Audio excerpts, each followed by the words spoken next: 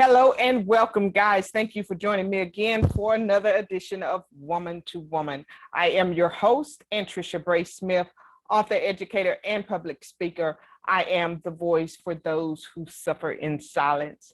Today, we have a special guest host, Miss Wyjuana Montgomery, who is here to share with us as we talk from the topic of the challenges of raising teens. Now, guys, I know that life is hectic enough by itself, but when you add a pandemic, when you add the changes that are going on economically, the fear of losing our jobs, not knowing what to expect from one day to the next, when you add teens into the equation, we know that that can take on a whole nother dynamic by itself. So welcome, Miss Montgomery. Thank you for joining us. Tell the audience a little bit about who you are and what it is that you do. I am also a speaker, an international speaker, and two-time award-winning author of a book for teen girls called Bold, Brave, and Courageous, a no-fear success guide for teen girls. And my platform is Wyjuana Speaks. So I get the chance to travel around the United States and abroad, sharing my message of living the no fear life for teen girls and women. I still work a 9-to-5 job as well. So, I have my hand in several buckets. I'm a wife and have been for over 20 years. Come this far by faith, leaning on the Lord. And I've got a son who's a freshman in college. My daughter's 14 and in high school. My niece is 14. And I've also got a bonus daughter who's 29. So I've got grandchildren, son-in-law, just the whole spectrum. And then to add the other thing to my hat, I spend a lot of time with teenagers on behalf of teenagers as the founder and executive director of Reach Forward Foundation, which is a mentoring program for 6th through 12th grade young ladies and young men as well. So I consider myself to be an expert. Well, indeed, you are. There's a lot of hats to carry, and I know that you have so much more on top of what you have mentioned to us, which is why I wanted to share this platform with you today to talk about something that I know in one way or another we are all finding it challenging, even more so in the past 14 months than any other time. The challenges that we're having as it relates to the teens. Now, I don't have any teen children in the house, but I work with teens on my day job. So I'm looking at all kind of issues that we're faced with now as adult supervisors in the schools that these teens are really dealing with. And so I know if it's in the schools, it's in the home. So what do you have to share with us today? What are some of the challenges that our teens are facing, and what can we do to help? I think the major challenge is any teenager right now, as we are as adults, is living in a completely different time. And essentially their lives and everything that they thought was normal and took for granted just turned on a dime. One day you went on spring break and you were glad for that break, but instead school lasted about 2 or 3 more weeks, and then it was closed for the whole semester because of COVID-19.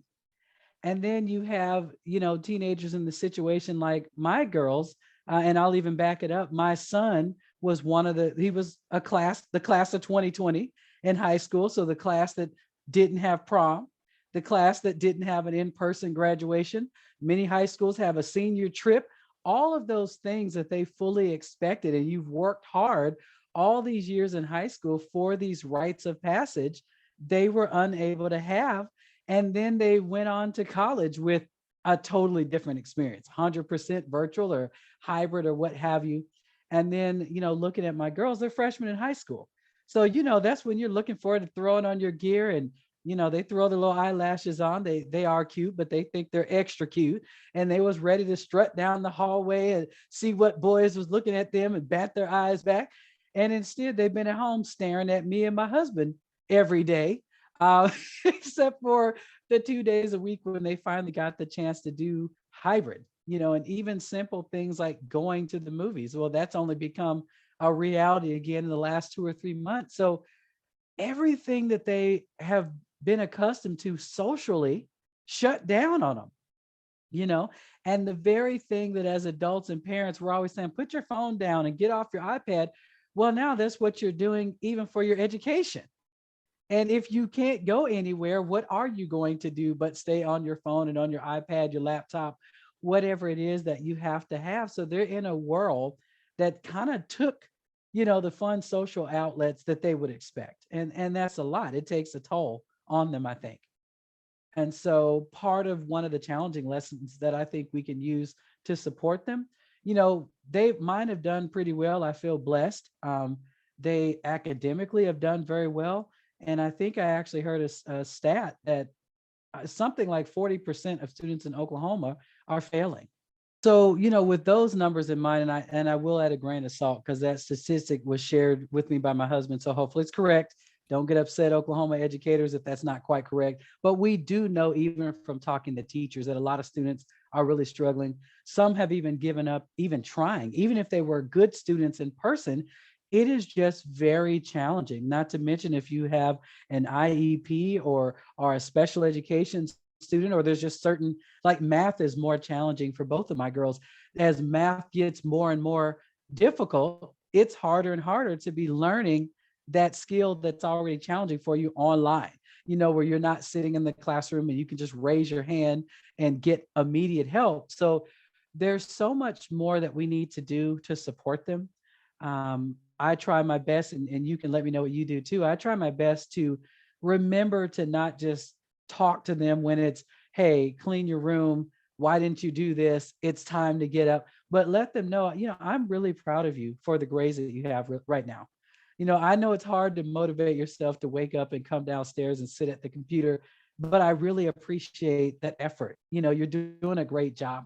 We try to have some game night. I can't say that I'm perfect and it happens every week, but trying to find that time to do something that's just fun and honor them for the fact that they are still moving on and persevering. What are some of the things that you've seen with the young people you work with? How do you try to keep them motivated and encouraged during this time?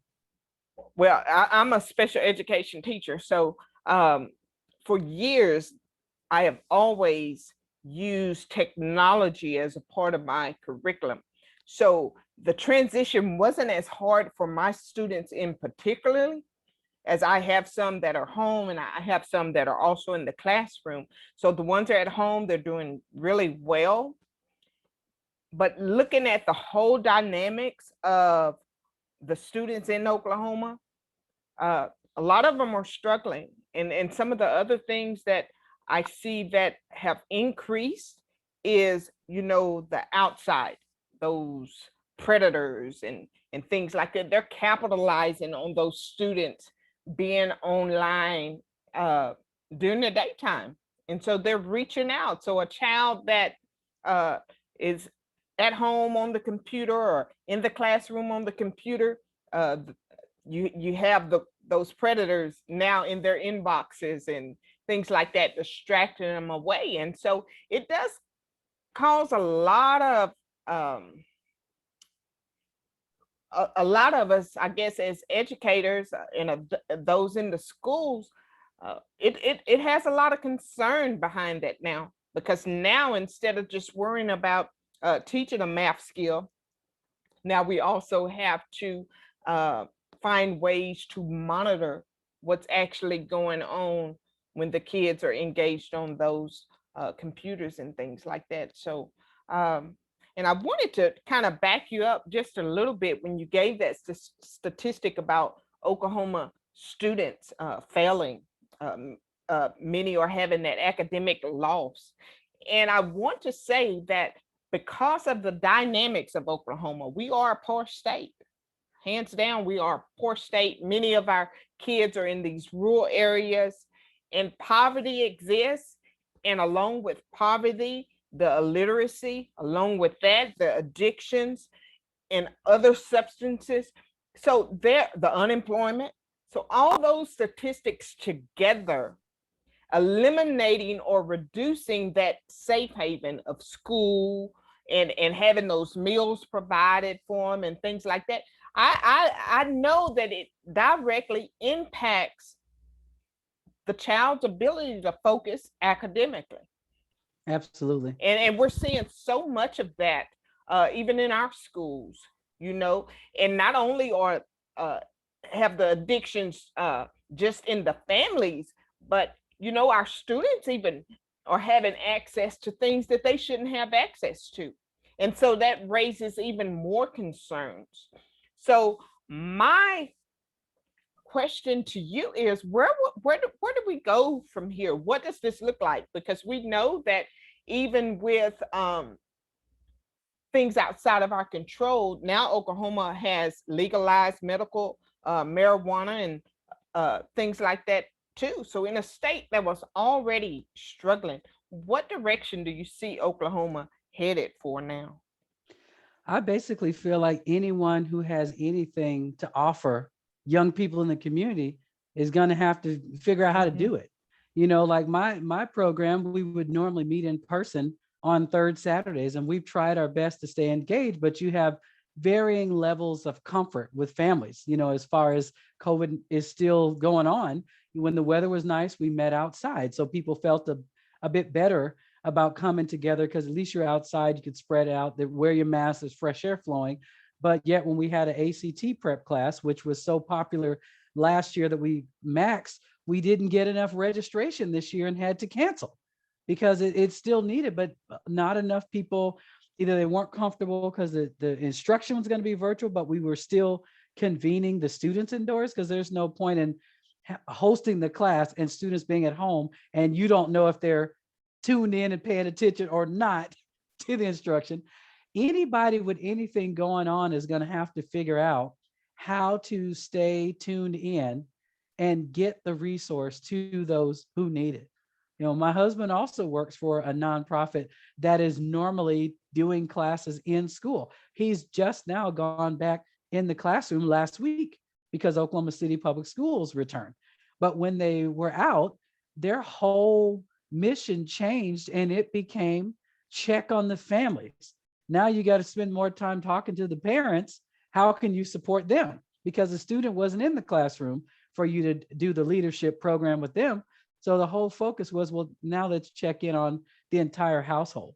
So I feel like there's some good things that have happened. However, like I told my girls' teachers, the one thing I like that I actually feel like they need to keep doing, and we could have been doing it a long time ago, because like you, last year when my girls were in middle school, their middle school had become a one-to-one device. They didn't get to bring it home, but they took an iPad to all of their classes, and some of their textbooks were even digital and accessible through the iPad. Well, you already had the technology. One thing that I really like now that they were forced to do because of distance learning, anything that needs an explanation, particularly like math or like the English teacher is explaining how to analyze the text they're reading, the lecture is pre-recorded. So if they're working on it at home and we don't understand, we can hit play on that video and watch it again together. Because in regular school, the student is just sitting in the classroom, and if they don't catch it when the teacher is saying it and they don't know how to take proper notes, my kids have to do something called Cornell notes. I don't even know what that is, but it's a specific format. It's got a special notebook that's the lines are a certain way. Now I can go back as the parent and watch it with them. Before I just couldn't help, and I was an advanced student, but you know math, they've taken every method and changed it. So even if you know how to get the same answer, there's a different method. So where we're going, I think some good things, we may have figured out how to use technology in a meaningful way in the classroom. The one thing I've laughed and I said the kids may not appreciate, I don't think they'll ever have another snow day because they've been doing distance learning anyway. So now that, you know, when it snowed recently, they're like, oh, today is a virtual learning day if you were going to be in person. There may never be another snow day because teachers and students have all been doing distance learning anyway. I think we can't ignore the digital divide anymore because that was like a wide open sore when all of a sudden everyone had no choice. And I had a principal, because my day job, I work in educational technology, and this, I've never heard this terminology used before, but it cracked me up. And later somebody explained to me what he was saying. One of my rural principals, he said, we are having the worst time right now because it's where we live, where our school is positioned, is so far out in the country. It's like, I got to get this right. He said, it's like sitting on top of the holler with a razor trying to get a signal. And I was like, what does that mean? He's sitting on top of the holler with a razor. And someone said, like thick Appalachian mountains, you're way out in the hills, and people go up high so they can holler and be heard across the valley. And the razor is metal. So it's like literally you're on top of the hillside holding up a razor, hoping that some kind of signal. And that's what he said. right. And it was so funny. He, with the like, antennas, as we call them, antennas when we were coming up. Yeah. Yeah. So they're like, we've had to strengthen the broadband in the school so that families can sit in the parking lot in their car, and the students can do the homework, because they don't have internet at home, or the internet in the neighborhood is just not reliable enough. So I think where we go from here, we've got to look at the digital divide and do something about that, because a computer is no longer the rich family's tool. Like, it's absolutely necessary for education and everything else. And then we've got to look at, they figured out what to do with food. Okay, hand it out, drive through, whatever you need to do. We've got to figure that out, because no one's focused on reading, writing, and arithmetic if my stomach is growling. Absolutely. I mean, you can't. Absolutely. Not at all. Absolutely. And you hit on so many of the challenges that our babies are facing in real time right now. You also hit on how important these nonprofits and communities are, and that was one of the things that I was trying to make so aware here in our area in Southeast Oklahoma, where I'm at, is that it may be a time our churches are going to have to step up. Some of these community social groups and things like that are even if they're not already equipped with Wi-Fi, to get that and have a place for the kids to come in to have that safe haven, that supervision, because that's what's important. Even with my nonprofit, that's one of the pivots that we've made for this school year, is that we gave the kids an option. And if they didn't feel safe in the schools, we gave them alternative location for them to come and still get that education. And it's good just to have that, but how much more if the churches would get on board? Some of the community organizations where the buildings are just sitting there, not being used, and they're equipped to have this space to even be a resource for the school, because school administration, this is new for them, and many of them were looking for answers, looking for solutions.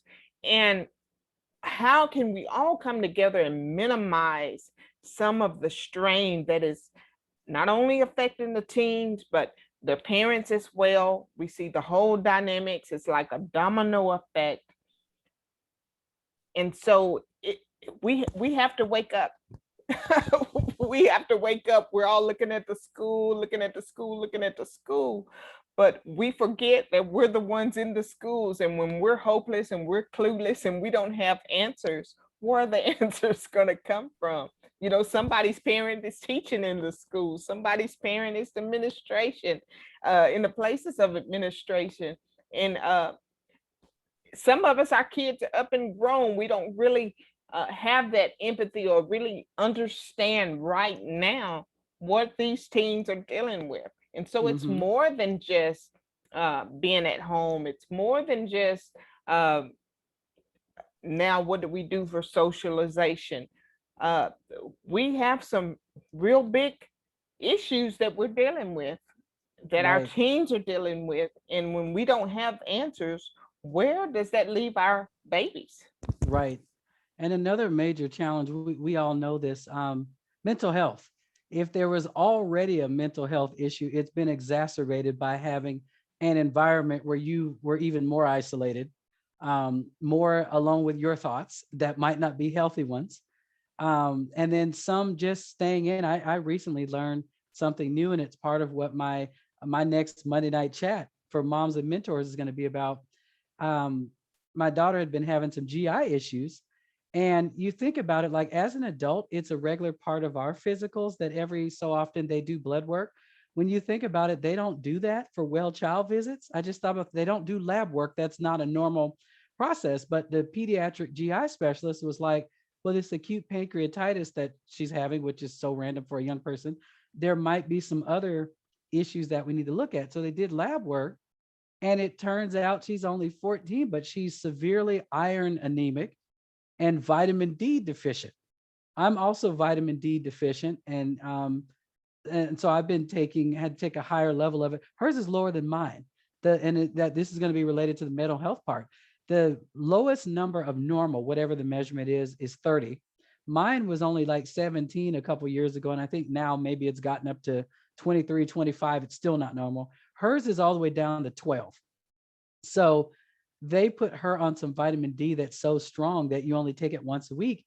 And what the nurse was saying, she said it is very important to get that under control, because when your vitamin D is low, it causes depression. Who knew that?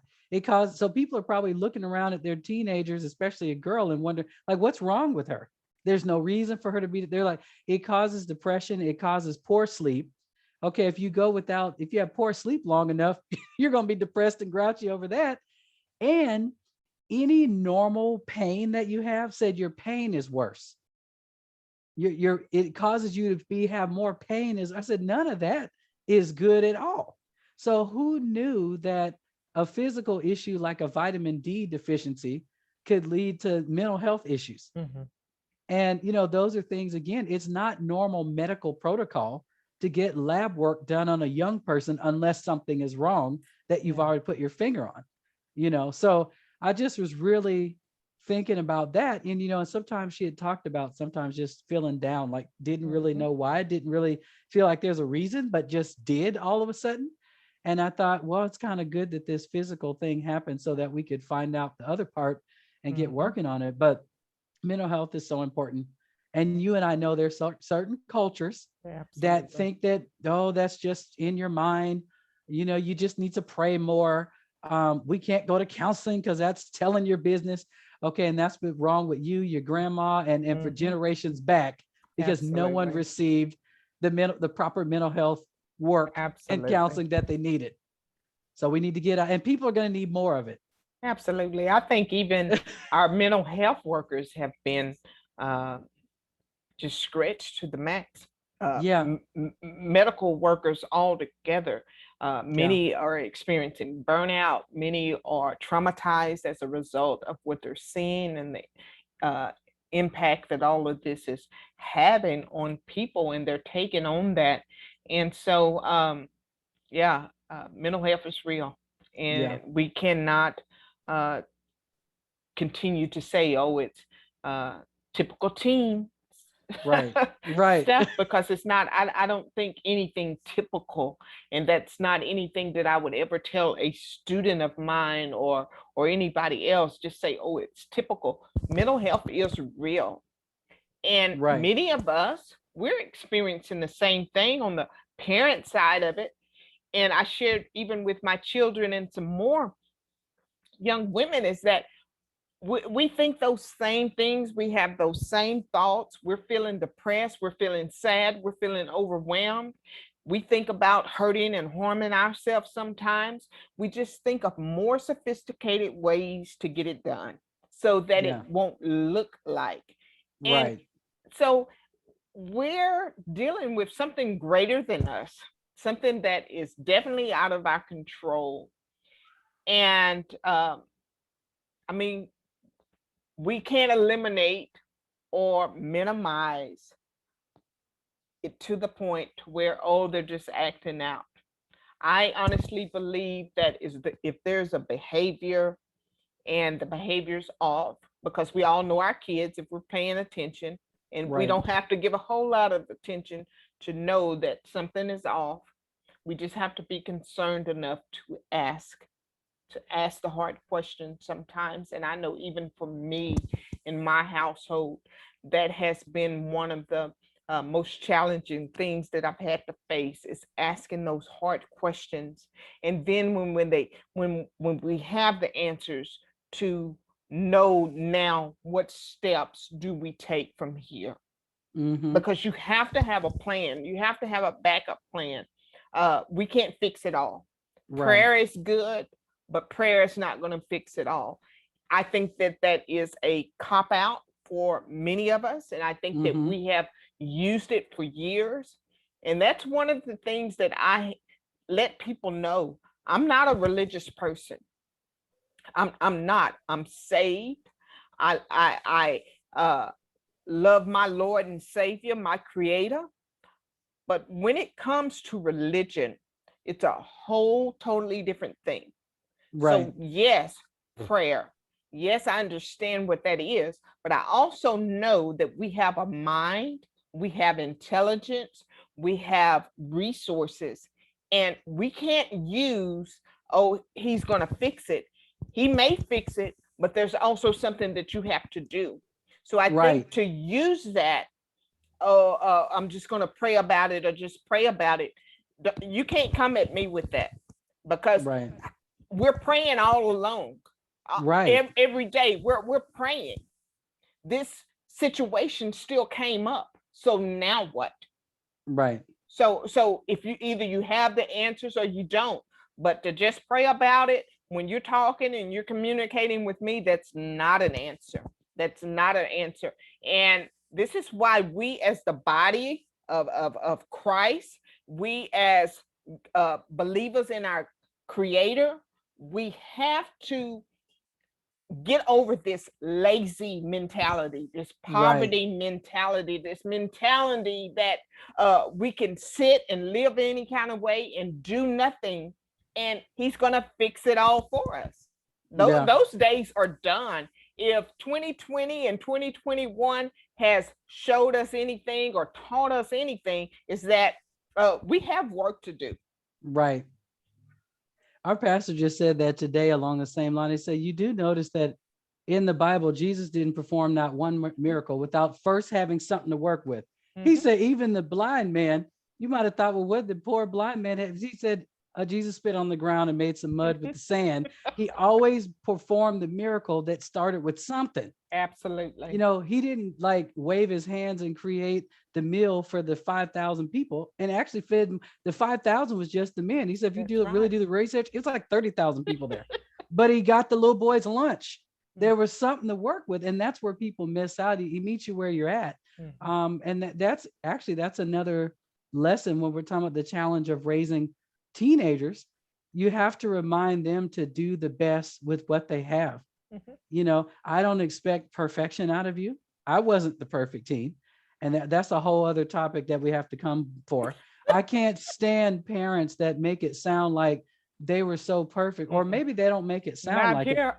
Right. But they'll never speak the truth. Well, how can your child ever feel comfortable Mm-hmm. to open up with the challenges they've had? Some of the worst mistakes that my kids have ever made, they couldn't even hold it for a day or two because we've always had the communication.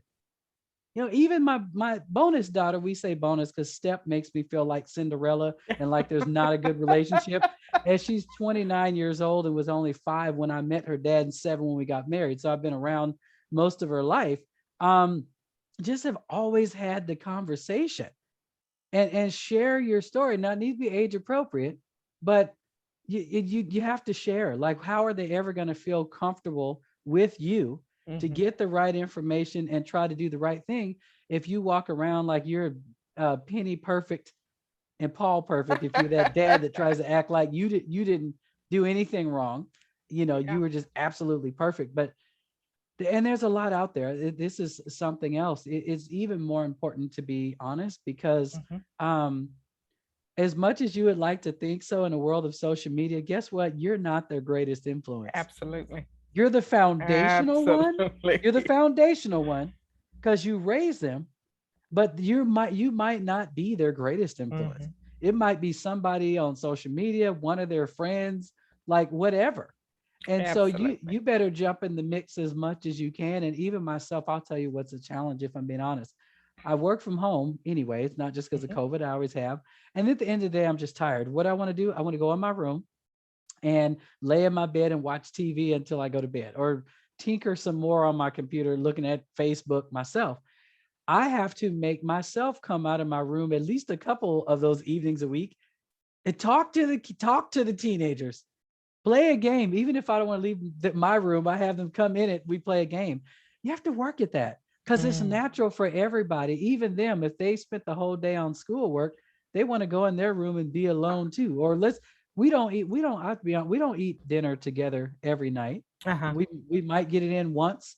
Um, we need to get better at that. But last night we had a family movie night, even with my son in college, because we watched Coming to America 2 over Zoom. Oh, wow. So that was really fun. I realized to be able to see him and talk to him, Yeah. as we watch the movie and stuff. You have to try hard because we all and you feel like, ooh, now your kids are a teenager, so they're more independent. But and even myself, I'm preaching to the choir. You have to make sure that their level of independence doesn't cause you to totally ignore them, because I can do that. Yeah. I'm an only child, I'm and guilty. yeah, I'm guilty. Um, yeah, I don't listen. And I think when you and I first met, that was one of the things that I was sharing in a meeting that we were in, is that I have trouble.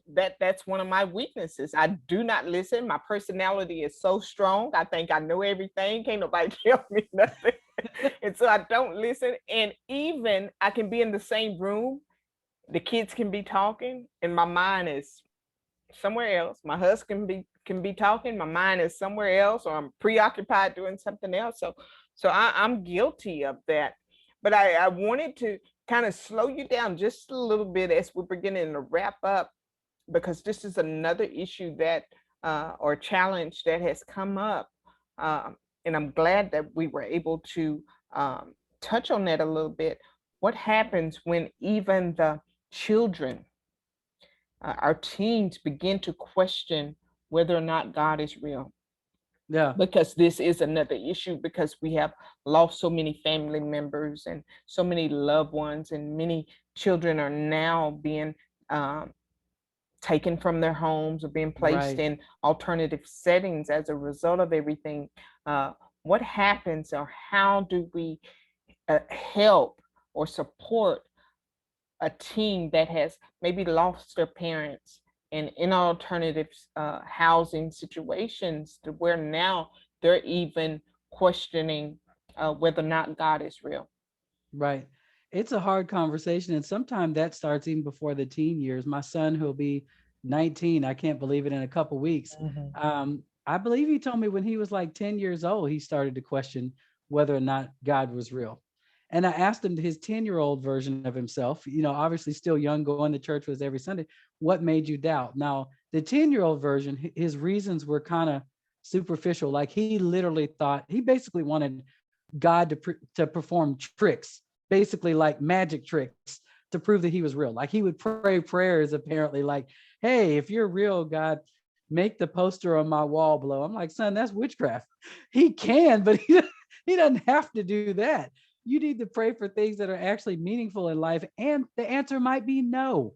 That's something that people forget. The answer might be no. But how you really help the teenager who's struggling, and a lot of times it's because, if God is real, how come this is happening to my friend? And how come this is happening to us? And how come I have to always remind them, I remind them all the time, God being real didn't take bad things from happening in the world. I have to take them back to the foundations of the Bible. When Adam and Eve sinned and got kicked out of the garden, we left the place of living in some utopia. We left that space of living in a utopia where we would have probably all lived forever, never aged, never got sick, didn't even look old, just lived forever. We lost that. And also, there's free will also. So some things that happen to people is their own choosing, God's reality is not hinged upon perfection and you always getting everything you want. But at the end of the day, it's a faith walk. So then I have to give them real examples that they can look upon. Okay, we're not any more special than anybody else. And you've lived in this house and you've seen God make a way where me and your dad were unexpectedly out of work at the same time. You know, your grandmother has never been able to own a home in all of her 70 years, and yet you were born already living in a home that your parents own. You've seen God literally work miracles in our life and yours, and we always try to point those out. So I think with teenagers, you have to bring them to the fact that, again, the reality of God's existence does not mean your life is going to be perfect. What it means is that he's with you.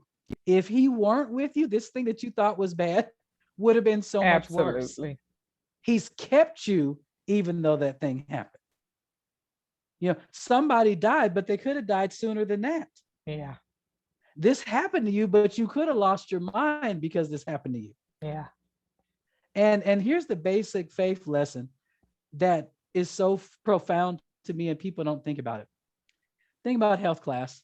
They show you a textbook. Back in the day, we actually had them.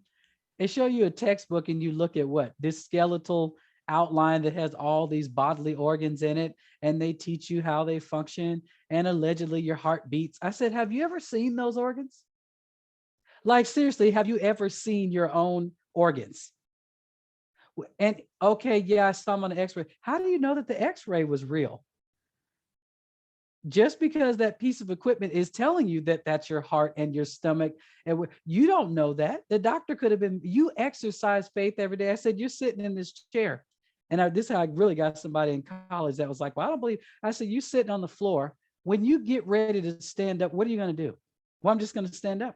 Did you have to sit there and go, let me figure this out? Well, first I got to move my legs across. So I got to lift my left leg and lift it up and then move. Think about how much happens for you to reposition your body. Lift my right leg and stretch it out. And then I've got to I said, you just automatically assume that when you decide to stand up, that it's going to work and you're going to be able to do it. That's faith. Absolutely. And so well put. So well put. I hate to wind down this conversation. It's good. It's good. Why don't you tell the audience where and when they can find you and some of your resources that you have available? Okay, you can find me. The easiest way to look at everything I do is a link tree, but that's kind of hard to spell that out. So I'm just going to go say wyjuana.com, WYJUANA.com. I'm also on Facebook under my regular name, Wyjuana Montgomery. Reach Forward Foundation also has its own Facebook page under that name. And when you visit that, you can link to the nonprofit's website as well, find out how your 6th through 12th grader can join if you're in the Oklahoma City metro area.